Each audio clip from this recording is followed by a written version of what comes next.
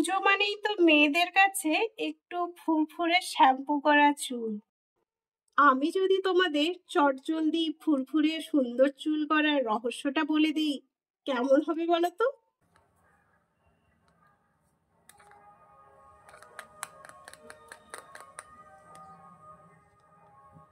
যেমন চুলটাকে তোমার সিল্কিও করবে, আর কিন্তু চুল পড়াটাও বন্ধ হবে। আমি চিরুনি ব্রাশ করে তোমাদের সঙ্গে শেয়ার করছি, দেখো একটাও কিন্তু চুল নেই।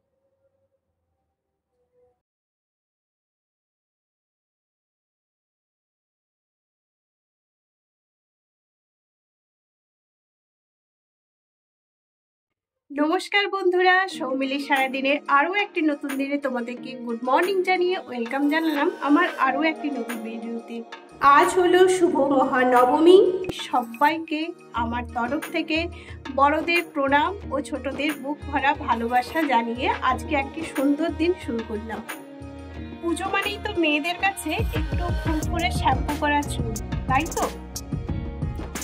আমার মতো চুল নিয়ে কি তোমাদের বাইরে বেরোতে ইচ্ছে করছে? নিশ্চয়ই নয়। আমি যদি তোমাদের চটজলদি ফুরফুরে সুন্দর চুল করার রহস্যটা বলে দিই, কেমন হবে বলো তো? চলো তাহলে কেমন করে বানাই আমি আজকে তোমাদেরকে শেয়ার করব।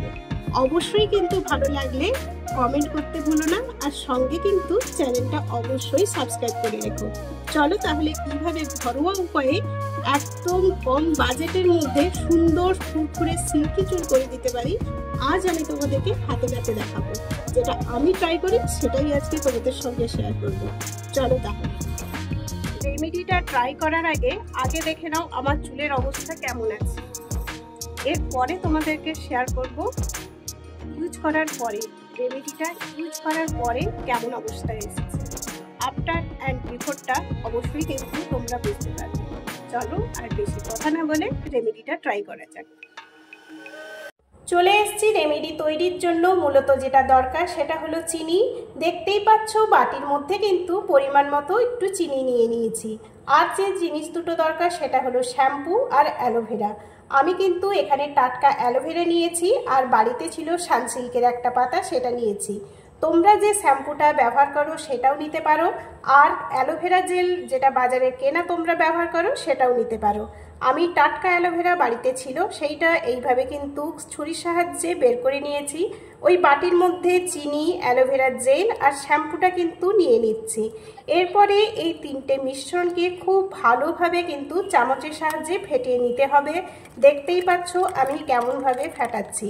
এইভাবে না ফেটালে কিন্তু তোমরা মিশ্রণটা তৈরি করতে পারবে না। দেখো এই রকমভাবে হয়ে গেছে। এরপরে চলো কিভাবে লাগাই তোমাদের সঙ্গে শেয়ার করছি। চুলটাকে কিন্তু হালকাভাবে ভিজিয়ে নিতে হবে। আমি সুবিধের জন্য কিন্তু চুলটা দুপাশে সেপারেট করে নিয়েছি। আগা থেকে গোড়া পর্যন্ত কিন্তু খুব সুন্দরভাবে চুলের মধ্যে ওটা লাগিয়ে নিতে হবে, আর গায়ের মধ্যে এসে যাতে না পড়ে সেই কারণে কিন্তু একটা গামছা জড়িয়ে নিয়েছি।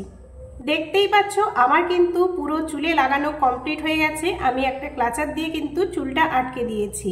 আমি কিন্তু খুব সুন্দরভাবে আগা থেকে গোড়া পর্যন্ত সম্পূর্ণ মিশ্রণটা চুলের মধ্যে লাগিয়ে নিয়েছি। এই অবস্থায় তোমাদেরকে 2-4 মিনিট রাখতে হবে। এই অবস্থায় কিন্তু তুমি বাড়ির টুকটাক যে 2-4 মিনিটের কাজগুলো পড়ে আছে সেগুলো কিন্তু সেরে ফেলতে পারো।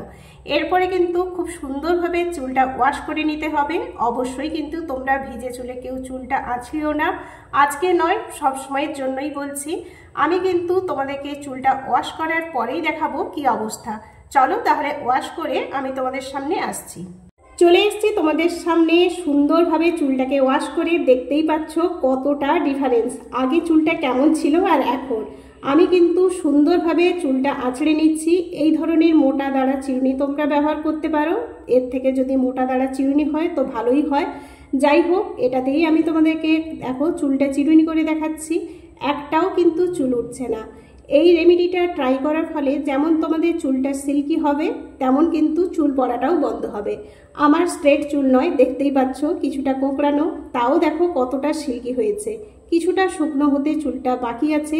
আমি কিন্তু তোমাদের সঙ্গে ফটো শেয়ার করে দিচ্ছি, বিফোর আর আফটারের পার্থক্যটা তোমরা নিজের চোখে দেখে নাও। অবশ্যই রেমেডিটা ট্রাই করে দেখতে পারো, খুব ভালো, আমি কথা দিচ্ছি। ভালো লাগলে অবশ্যই কিন্তু কমেন্টে জানিও, আরও সুন্দর সুন্দর রেমেডি তোমাদের সঙ্গে শেয়ার করব। আরেকটা কথা, ভালো লাগলে উপকার পেলে কিন্তু অবশ্যই অনুরোধ রইল সাবস্ক্রাইব করার জন্য। চলো আজ তবে আসি, পরে আবার তোমাদের সঙ্গে দেখা হচ্ছে।